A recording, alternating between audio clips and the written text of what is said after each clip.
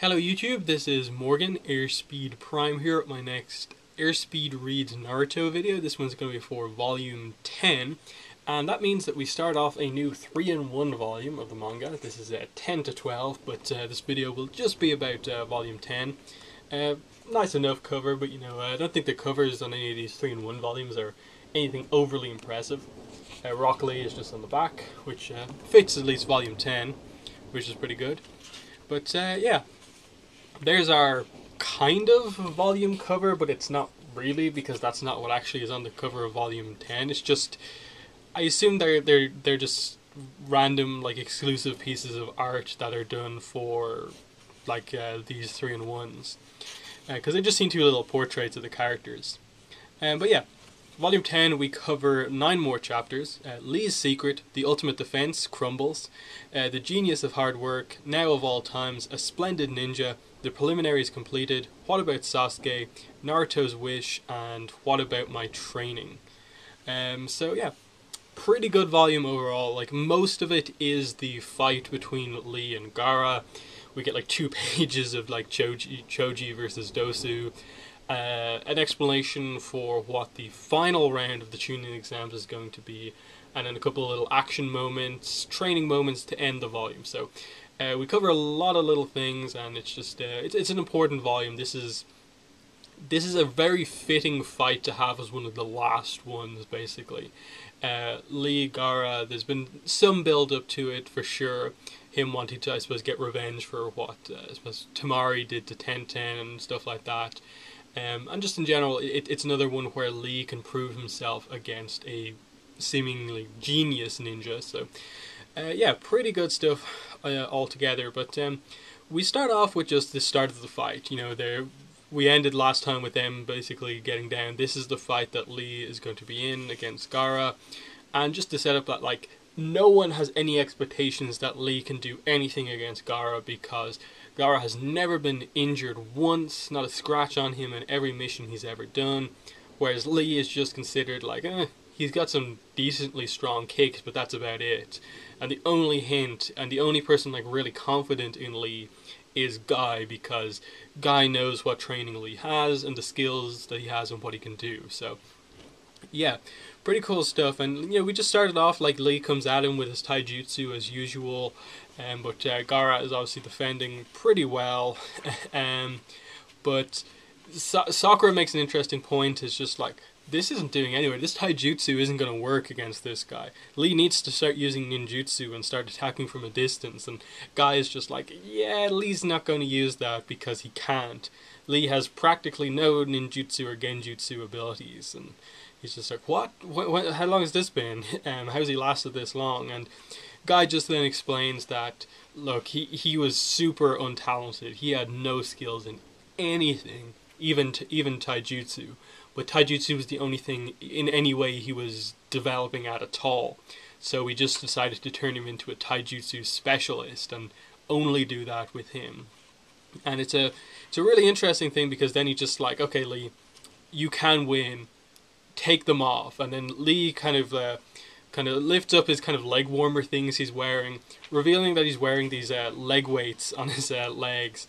And everyone's just like, okay, he's got some leg weights, he's probably going to move a little quicker with them off. But then he drops them onto the ground from off the top of this statue that he's landed on top of, and they just explode basically when they hit the ground. They're so heavy, they cause such an impact on the ground. Everyone is like shocked by it.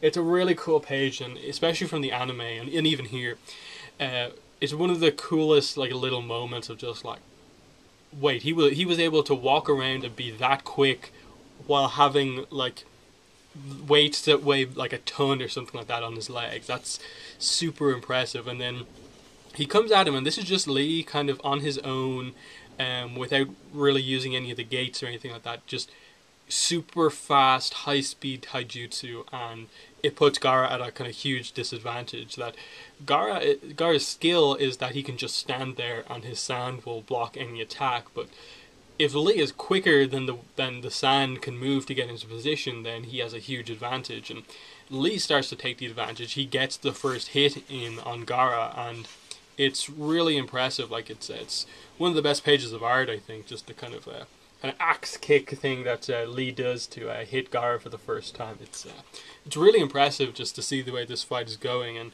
the reaction shots are impressive because Gaara has probably been the character with the most kind of gravitas going into this kind of competition, and to see Lee of all characters like take the advantage in the fight is very impressive. But you know, eventually Lee's attacks aren't like quite doing enough. We get to reveal that Gaara actually has this sand armor ability as well as just the sand wall, that he can actually control the sand himself if he wants to and create an even better defense. But they kind of also reveal that it's kind of his last ditch defense, that if he's actually struggling he goes to this ability, and it's strong, but it does have its weaknesses, that if someone is a little bit more powerful than Gaara, they can break through this defense. And yeah, this is when Lee then decides to use the Lotus Technique, and we start to get this idea coming out of this that, okay, Lee is powerful, but the things that he has to do to be this powerful are taking such a toll on his body that every one of these techniques that puts him on the level of Gaara or any of these other characters are hurting him incredibly badly. And so the Lotus, which you've seen him use before, is another example of that it's a super powerful technique. This is the forward Lotus, but that, you know, it's very dangerous. That, you know, to some extent all the characters are aware that this is a dangerous technique.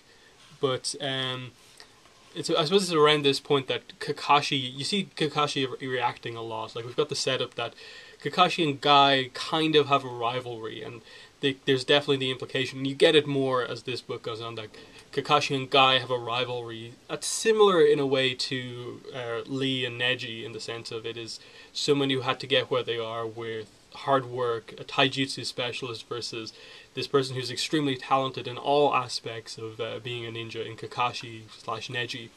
So some pretty cool kind of generational kind of similar rivalries. And yeah, we get the reveal that Gaara survived Lee's forward primary Lotus by basically slipping out at the last minute, and that all Lee pile drove into the ground was just this kind of shell of Gaara. It wasn't actually him himself. And Lee is obviously very tired after using this first technique and temporarily can't dodge. His speed is gone for a minute because it's taken such a toll on his body, and he starts to...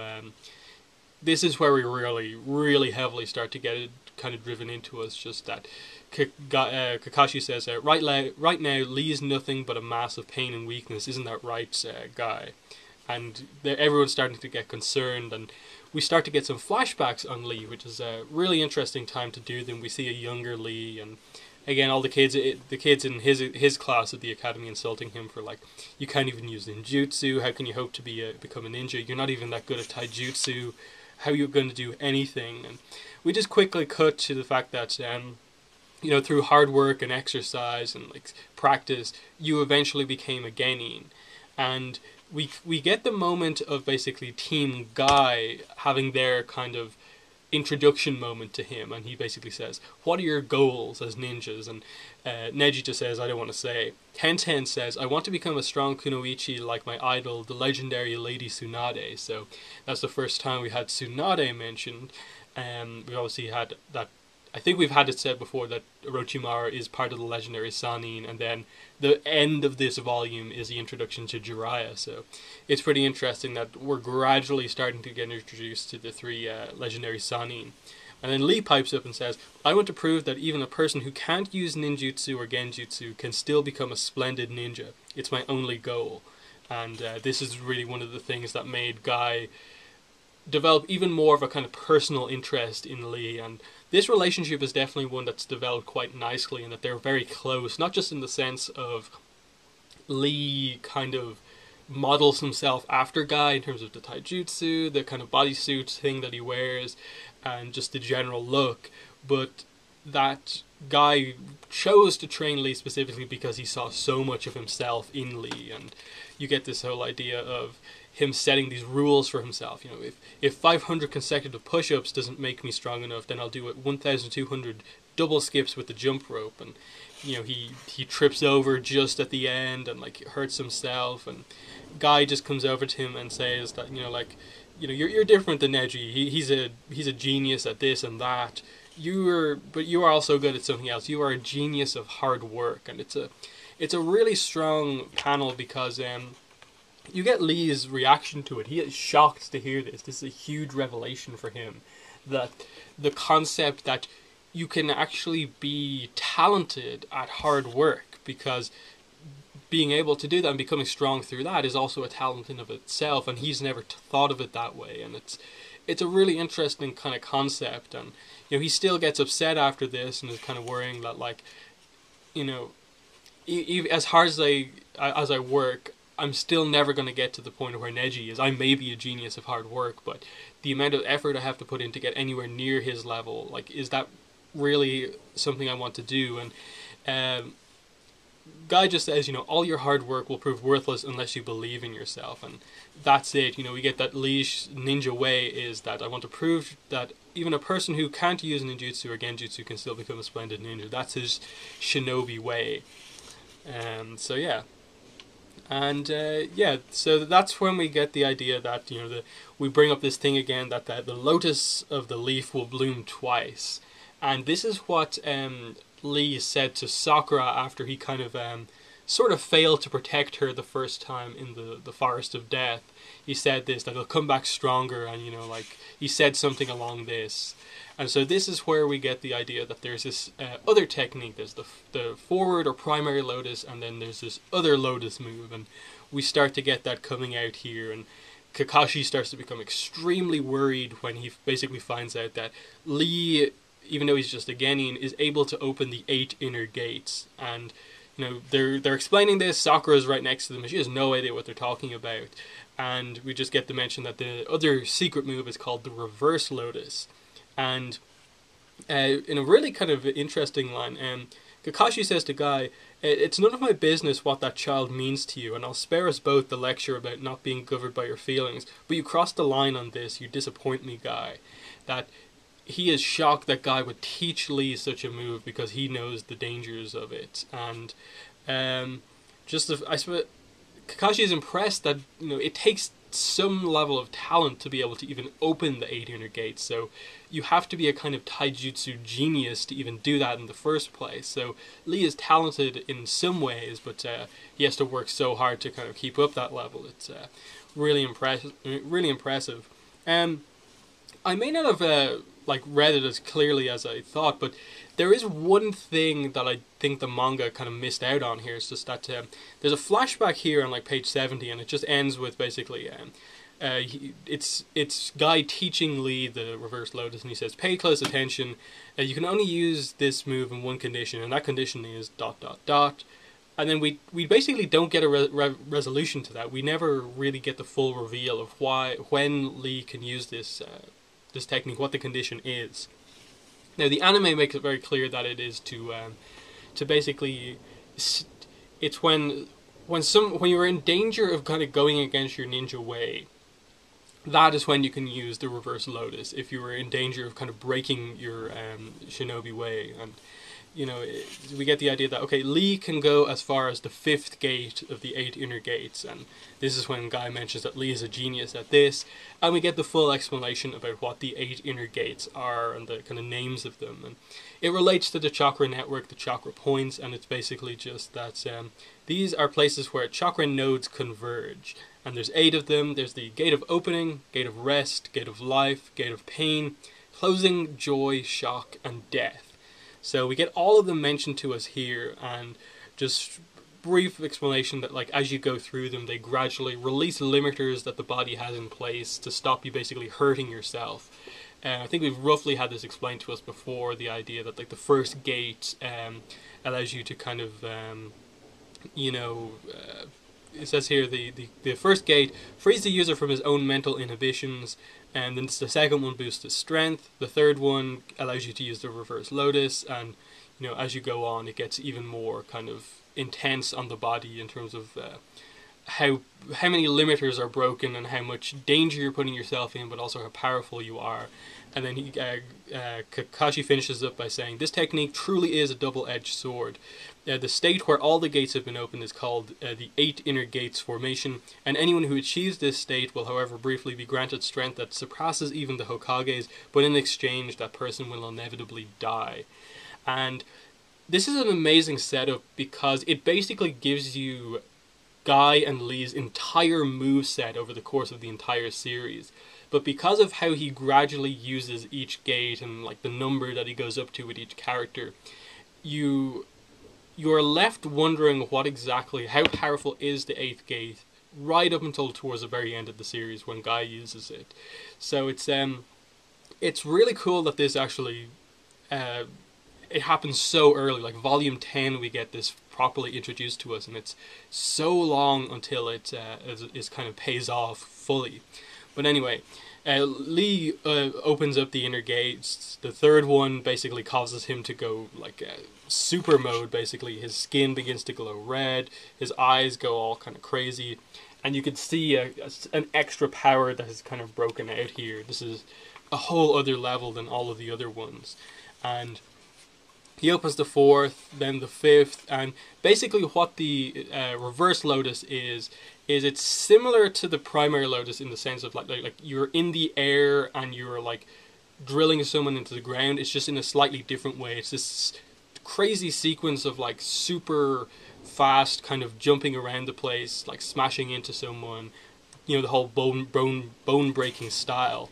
And it involves again using the kind of wraps around his hands, but in this case it's like he drills someone into the ground, catches them with the bandage, and kind of pulls them up as he descends down, and basically his fist converges with their body just at the moment of impact. So it's this really like devastating blow that he delivers to Gaara here. But they immediately realize that it hasn't fully worked, that the gourd of sand on Gaara's back has actually broken his fall, because he's turned it into sand at the very last moment. So a lot of the impact has been diminished, and so Gaara's still in the fight. And Lee at this point, like while this sequence is taking place, this amazing taijutsu sequence, you get all these sound effects from like his muscles and his bones, like snap, crack, and like tear. And so there's the idea that he is basically like tearing his body apart to win this fight and kind of prove his ninja way. It's really emotional as you kind of go through it, actually, and it's impressive that this is one of the first fights in the series that really has that emotion to it. Because I suppose even by the end of the series, this is Lee's biggest fight, basically. And yeah, so it's not enough that Lee is injured just in using his own technique, but Gaara uses the sand coffin to crush his left arm and left leg really badly, and the fight, basically Gaara's about to kill Lee, but then Guy interferes in the fight, and you know, Gaara has won the fight already, but just Guy stepping in to defend Lee, it's a really nice moment, as he just kind of reveals that the reason he did it is because, you know, he's precious to me, like that more so than just being his teacher, that Guy really truly does care for Lee. And there's also like a kind of sad moment to it where Guy kind of to some extent realizes what Kakashi was saying to him earlier on about like, why did you teach him such a dangerous technique, knowing the type of person Lee is and stuff like that. There was only one way this could have ended, and so it is a really sad moment when Lee gets back up, but he's basically out on his feet. Like, he's unconscious, but he's getting back up just because of sheer willpower. But there's no hope for him, and everyone is shocked by this, and like even Guy is crying. And it's a really sad moment because it's one of these moments for Lee where his whole thing is about trying to prove that just through hard work you can eclipse someone who is amazingly talented, like a Sasuke, like a Neji, like a Gaara. But to do that, to get anywhere near their level, he had to destroy himself to do it. And it's really sad and kind of emotional that it kind of came to this and he still wasn't able to win. That it highlights something about Gaara that they set up the whole time, that this is someone who's never been injured once on any of his missions. So you maybe would assume that, oh, the second someone hits him, he goes down. Like, he's not used to being in pain, so he'd immediately, like, be defeated if you delivered any sort of a powerful blow. But this fight really showed you that once you break through the super strong initial defenses of Gaara, he still has a lot of stamina, he has willpower himself, and can get back up as well. And, you know, there's some nice moments in the immediate aftermath of the fight. Like, Sakura wants to go and help Lee after, like, she's helped him so much, he's helped her so much. But Kakashi's just like, how do you intend to help him? Your presence will only cause him pain at this point.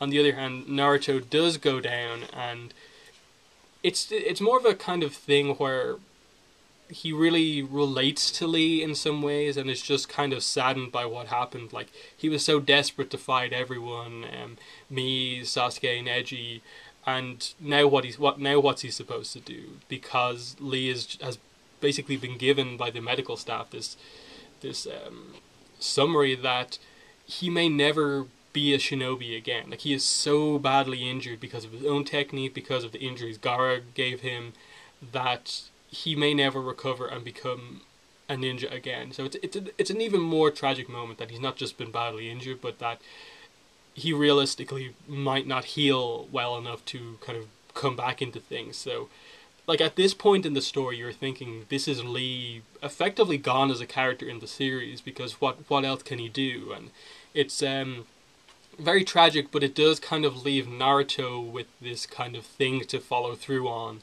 There's Naruto, Lee, Hinata, these characters who are not the super talented people, but through hard work maybe they can get to that level, and Naruto is kind of left to be the kind of beacon of hope for the people who do it through just hard work. And, you know, Kakashi helps to calm Naruto down by just saying, you know, that it was his own choice using a forbidden self-sacrificing art in a last-ditch effort to win. He sacrificed himself to honor the unspoken oath, the oath that exists between him and Sasuke, Neji, and even you, Naruto. He risked his life so that he might have the chance to fight all of you. And it's a really kind of powerful moment that, like, it's left with Naruto here that basically Lee's will, like, he also wanted to fight you. You have to kind of continue that on and kind of, you know, try and take amends for this. So it's interesting, you know, and Kakashi to some extent apologizes to Guy, basically saying that, like, if Lee was my student, I probably would have also taught him some of this stuff. There would have been no way to kind of stop him from doing this in the end.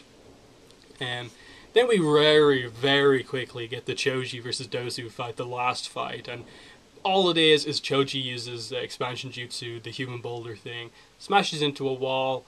While he's stopped spinning after smashing into the wall, Dosu just, like, sticks his arm into the kind of ball and just uses the sound to go through all the water in Choji's body and basically just knocks him out really quickly.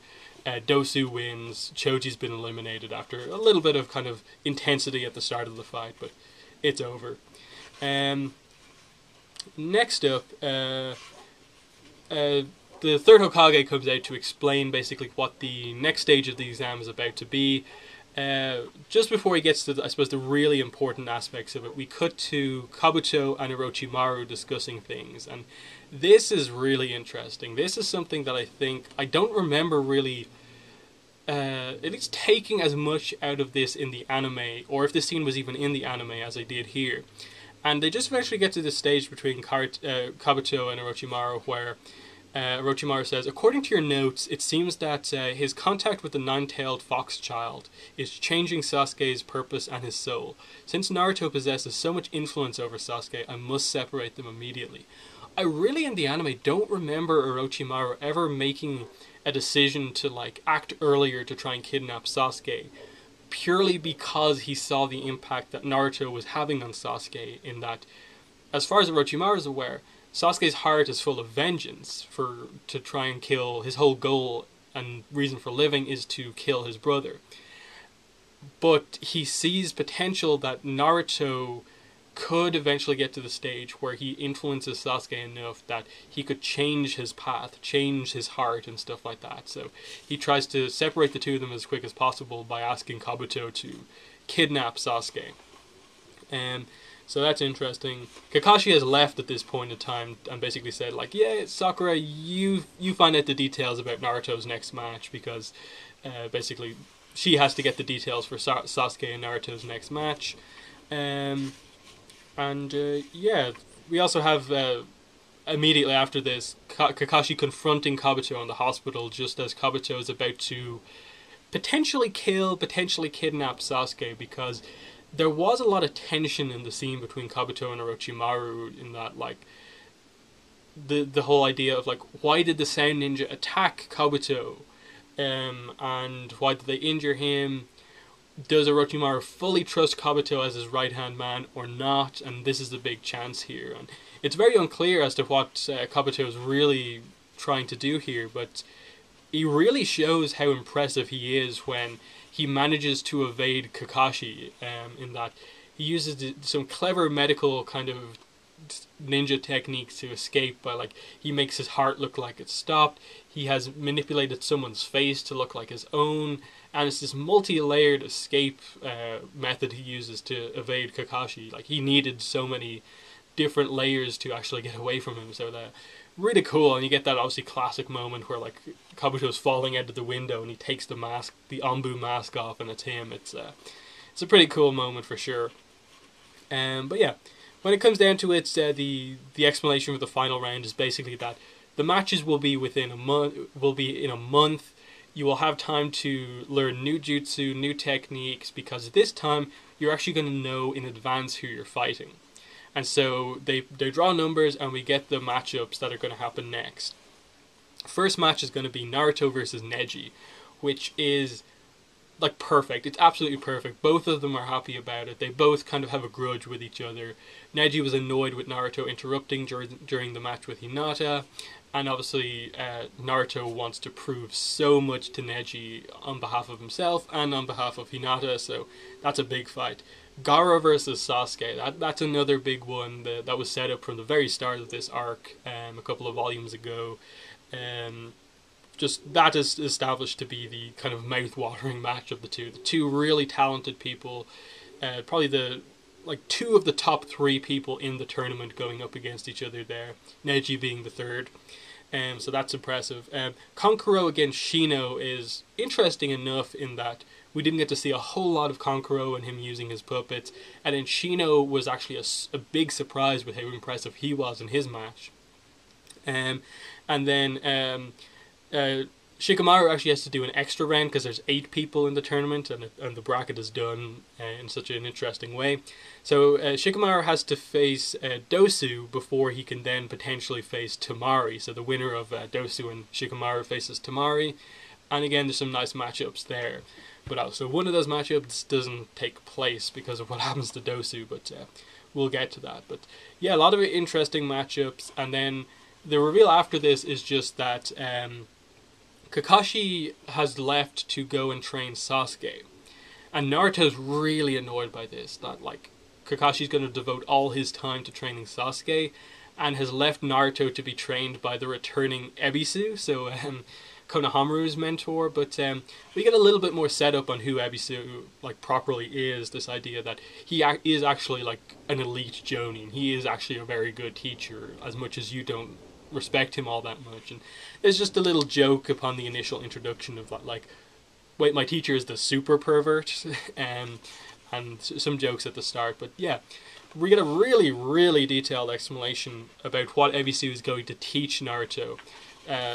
Lots of diagrams here to explain chakra control, basically, and the way, like, how Sakura is so good at chakra control. She's better than Sasuke, but Sasuke is better than Naruto.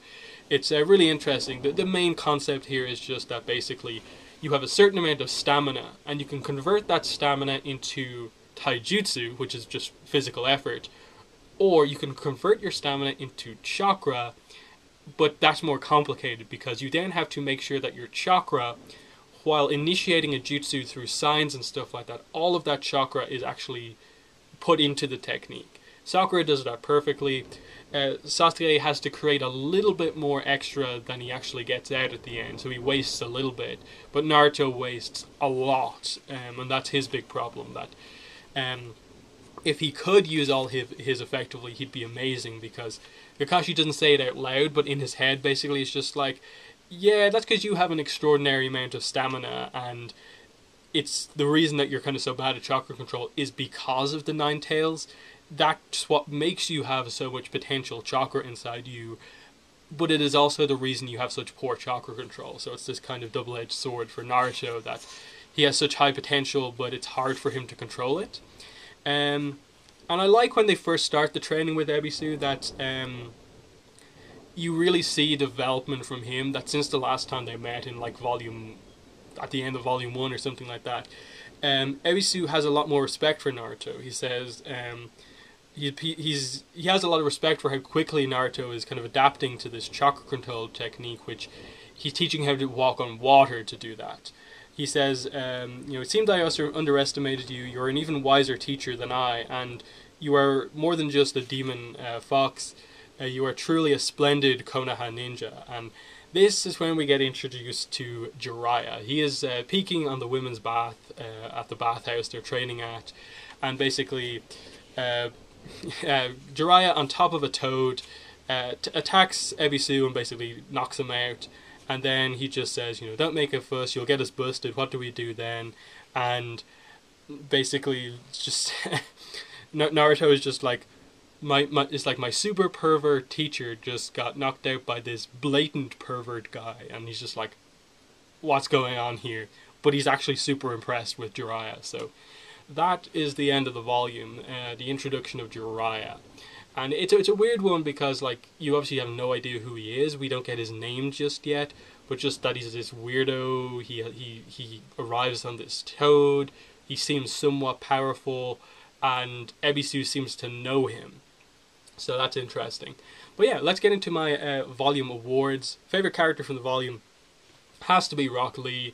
Just how much characterization they get out of him in this one fight is super impressive. Going into his backstory, the whole idea of hard work versus being a genius at something, and how Rock Lee is the genius of hard work, is a brilliant concept, I think, for the character. Having his powers be based around these inner gates, and him having to like sacrifice his body to become on the level of someone strong, is a very cool concept to have. And then the amount of emotion that you have upon his loss in this fight, that he's injured himself just with his own technique, but then he's also injured by Gaara. And then to add on top of the fact that he's injured, he may never he may never be a ninja again, even if he does recover to some extent. Just like negative, really sad things to see from such an interesting character, that he potentially may not be of importance in the series going forward. And just the pressure that kind of puts on Naruto to kind of keep the whole idea of hard work going forward. So I really, really did like that a lot. And in terms of my favorite panel of art, I'm probably going to have to give my favorite panel of art as well as line of dialogue to this panel here. I shut it off before, but I just really do like it. Just Guy telling Lee, you are a genius of hard work. And just Lee's reaction to that is just very impressive, because it means so much to him going forward. And, I'd probably add onto that, line, just the whole idea of Lee's ninja way, I want to prove that even a person who can't use ninjutsu or genjutsu can still become a splendid ninja. I think that's just a really cool thing for his character. So, Volume 10 absolutely is kind of like Lee's volume.